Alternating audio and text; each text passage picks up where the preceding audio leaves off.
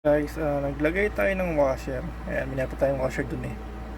So, para medyo, ayan, napasin nyo. Yun. So, dito, tingnan natin siya. Ayan, secure na secure talaga siya. Yun. Ayan.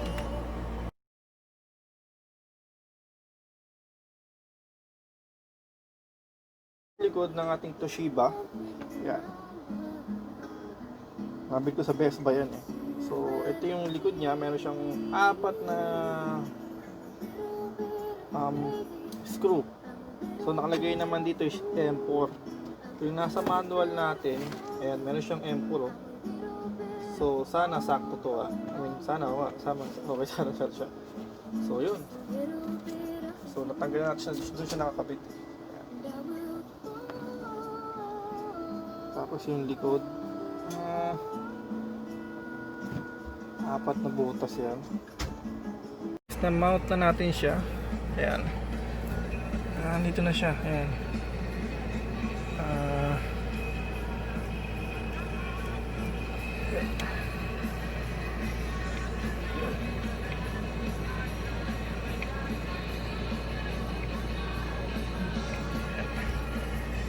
So, na-mount na siya.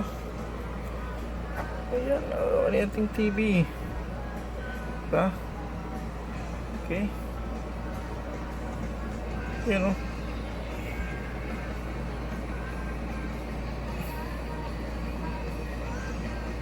Okay.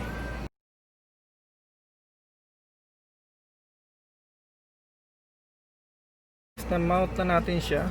Ayan. Dito na siya. Ayan.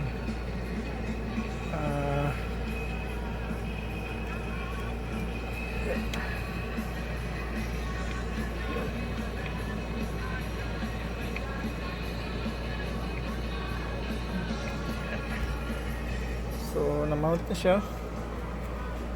Ayan, ano yung TV? Diba?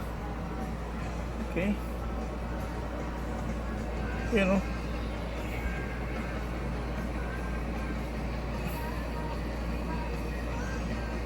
Okay.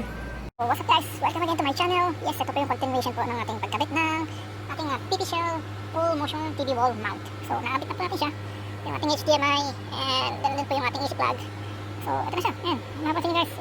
Kahit saan ko siya dalhin. Yes, ayan. Kahit ayan. So, nakahang na siya. Ayan. Wala na yung paa niya. So, ngayon guys, ayan. Kahit saan ko na siya dalhin. Ayan, pwede na siya. Ayan. Tama-tama siya. Ayan. Ayan. Okay. Okay. Ayan. So, try natin siyang yun. Ayan. Siyempre, parang pinagbago sa ating display. So, yung pinaka-bracket na talaga yung pwesto niya. HDMI. Oh, wala. There you go. So, second. Alright, ayan. So, yan. Napaka-lupit ng ating naging bracket. Hindi siya touchscreen na. Alright, so, yun guys. So, yun guys. Kung nag-enjoy kayo sa aking channel, please don't forget to subscribe my channel for the upcoming videos. At, nakabit natin siya. So, pipi shell full motion TV wall mount from the Amazon guys. So, push up.